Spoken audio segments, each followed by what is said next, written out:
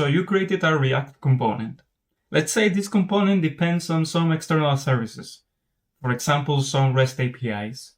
And this component has multiple states due to these dependencies. So it could show itself in a different way depending on the interaction with the external services. And also maybe it could depend also on the fields, on the values of the fields that these external dependencies will return to you. And so a question arises, what is the most optimal, fastest way so that I can test my component in all of these multiple states at the same time in a very straightforward way?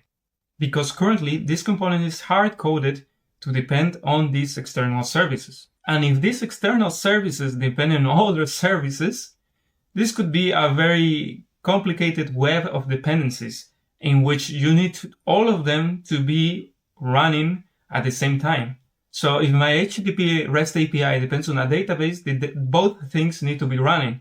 And if that REST API depends on another REST API, that second API needs to be running. And that API, if it depends on another database, the database of that API needs to be running. So you could have 4 dependencies that need to be running at the same time. And that is just having these services to run, because your component also depends on data. And this data, you need to understand how to change it. Because if it's persistent, if it lives in a database, if it has business rules attached to it, you need to understand all of that so that you can test your component states. And so in such cases, you might even run into scenarios where you might need to do 3 HTTP calls so that some data can change. And so you can test your checkbox in your little component. And so obviously this can get very, very cumbersome. And so we need a way to figure out how to just test all these React states, these component states, without having to depend on actual running services and implementations. And luckily, there are solutions to this problem out there. There is a particular library I really like, which is called React Cosmos. Basically, it helps you define some templates for your React component. And then based on these templates, you can see all of them in a single page. And so I can have a page in my React application where I can see all the multiple different states for my React component in a very neatly organized way. I can even set up a way so that the state on itself is not static, but dynamic based on some inputs. So for example, here I can click on loading, authenticated, error, or I can even change the username and the component will update itself. But that is just the first part of the problem, visualizing in an easy, neatly way all these states for my component.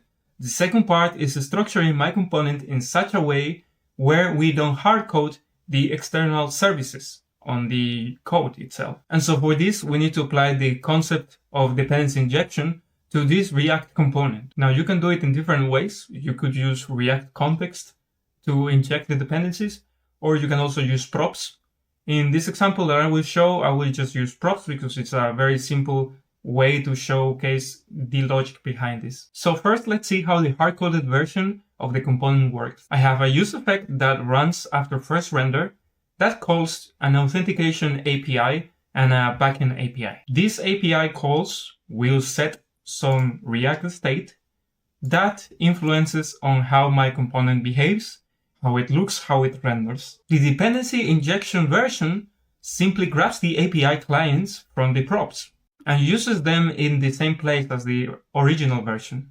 And then I have a wrapper component, which is called a container, the user profile container, that will call this dependency agnostic component and insert the actual implementations to it through the props. Now I have an entry point component that basically represents what is going to be shown at a specific route. For the original component, it just calls the user profile. The dependencies are baked inside the component, so you don't have to do anything else. And the second version is very similar, but instead we just call the container. And to link my component to the Cosmos library, I need to create a new file, which is called a Fixture file. So if I want the loading state I can have the getCurrentUser method return a promise that never resolves. If I want to test the error state, I can make it return an error instead. Basically, now you can develop code, UI presentational layer code, and actually preview all the changes and all the things you add to it. You don't have to no longer wait for a backend engineer, for example. If your team is separated between backend and frontend, you don't have to wait for him to expose some API endpoint, or you can even code offline. Like, you don't need an actual internet connection. You can be on a plane working. You don't have to set up Docker containers. You don't have to set up data in multiple data sources, be it multiple databases or maybe multiple third-party APIs where you need data inside your DB and also on their service too. So isolating your React components from external dependencies is a very useful tool to have in your toolkit. Hope this was useful to you. And if you want to suggest anything, let me know in the comments down below.